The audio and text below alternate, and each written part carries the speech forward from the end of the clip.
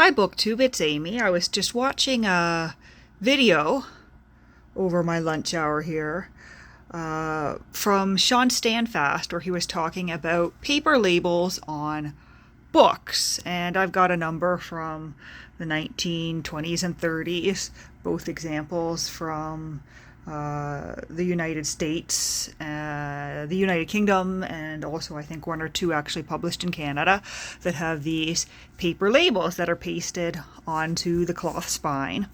And Shawn was kind of wondering aloud in his video whether the spare paper labels that sometimes appear in books were only offered in books published in the United Kingdom, or if they also appeared in books published in the United States.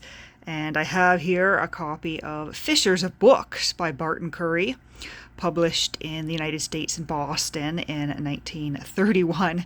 And I had to scrounge my shelves for this because I could have sworn I owned one with an extra paper label. I just couldn't remember what it was, and so I was, looking through all my books with paper labels, and I thought it might be Dr. Johnson, because that seems like something Newton would do in one of his books. And I was looking everywhere, and finally I pulled Fishers of Books by Barton Curry off the shelf, which is a collection of essays, and I've got to find a place to put this down.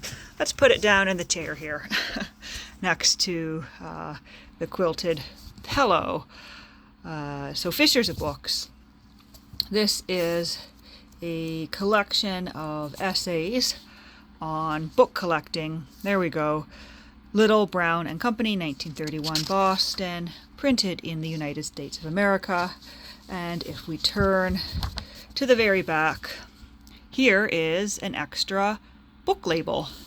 And it's just tucked right in here. It actually is,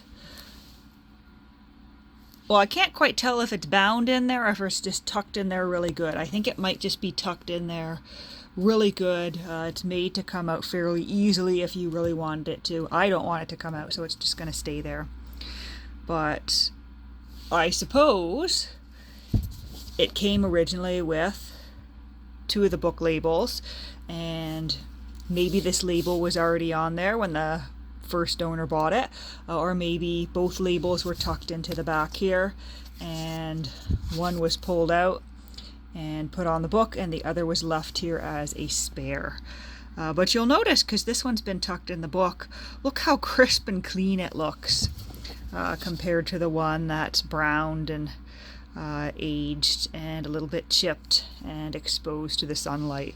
Obviously this book was once a very nice vivid blue, and you can just see that it was exposed to sunlight. The spine here is almost entirely gray, and you can see it was probably on a shelf and there was a shorter book next to it, and the sun was able to directly impact that and not directly impact the part covered by the shorter book, or I mean it could have been a bookend too. But there we go. There is an American example from the 1930s of a book with a spare paper label in the back.